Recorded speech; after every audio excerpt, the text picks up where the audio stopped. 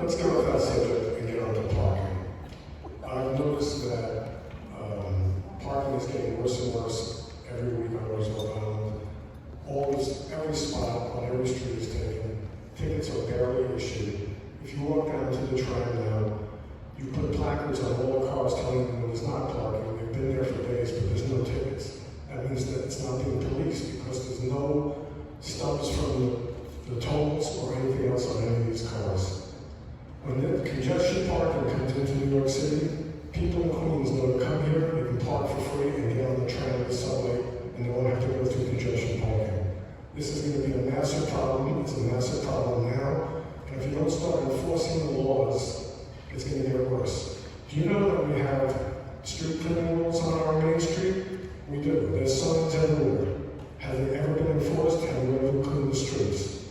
Nothing happens. It doesn't happen, and you have to enforce the law for anything to happen. Thank you. All right, go ahead.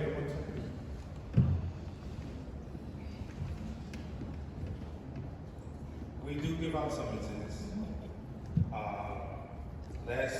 Just in last month, we gave out about 400 tickets to the Roosevelt Island. We are enforcing it. One of the things that I do say is that in our enforcement efforts, our street cleaning, we can do more. But doing more is giving more tickets to the residents on Roosevelt Island.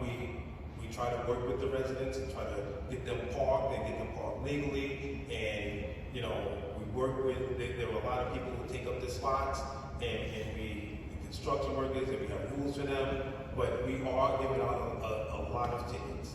I can assure you that we give out a lot of tickets.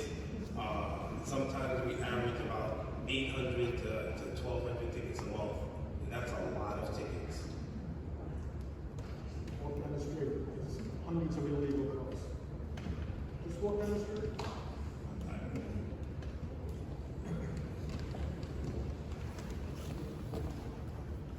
This morning I saw one of the employees of one of our businesses park the car.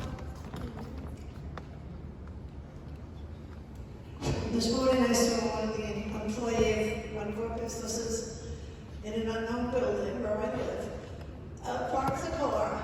They do not have the right, just because they own a business, to park every single solitary day on Main Street.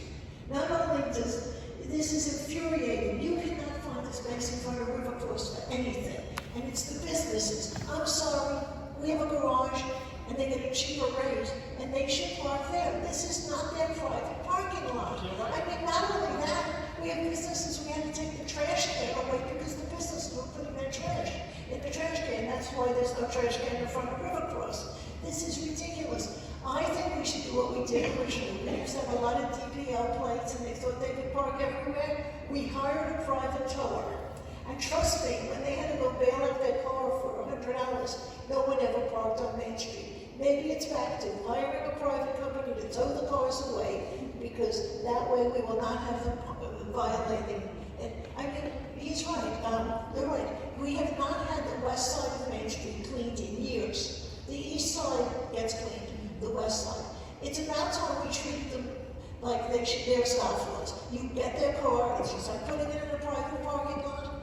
You go to Fresh Associated, you park in that line and they spot you're leaving, your car gets towed. I think that's what we have to reinstate on Main Street. You're right. I'm going to think when you're right, you're right. And we, one of the things that we have instituted, we have tow cars. One of my chief car towers is here. We towed a total of 16 cars last month.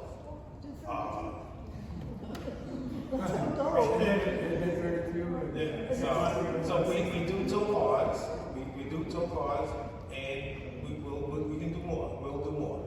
But the soil adjusted national code, so if it's, red lettering on white background, that's not an automatic code, whereas white lettering on a red background is an automatic code. So you need to have the signage clear and community understanding. So I'm so happy this topic was brought up, because this is something that really irritates me, because I know even now, before congestion pricing, there are definitely people off island that come on here and fill all those spaces. And I park in the garage, but every once in a while, on a late Saturday night, if I come home and I don't want to walk all the way from the garage, I want to park on the street for Sunday, can't get a spot. So one thing that I thought about, and I don't know if this is at all a possibility, but I just want to throw it out there, because I used to live in a community when I lived in Massachusetts that did this. That was a long time ago, because I've been here for 21 years, but where the community has resident stickers. Now, the residents have to buy those stickers, so it's revenue for the community. But buy stickers where only residents, and if those people don't have the resident stickers, they're not allowed to park. Like, I remember back when I lived in Boston, if I didn't have a resident sticker and I parked in certain areas, you would get tickets or towed. You had to have a resident sticker. So Roosevelt Island's a very small community. We don't have a lot of space here. Could we consider that? Could our residents buy resident stickers so that we know that only residents are parking on our islands? Just an idea. I don't know if other people think of that. Parking signage campaign that would support that. Yeah, let's do it. And it's revenue. One of the things, and this is what I'm really liking about, this meeting, is that everything that we talk about, we go back and we discuss this. This is not something that we put off to the side. Every resident's concern is our concern, and everything that was discussed will be addressed. So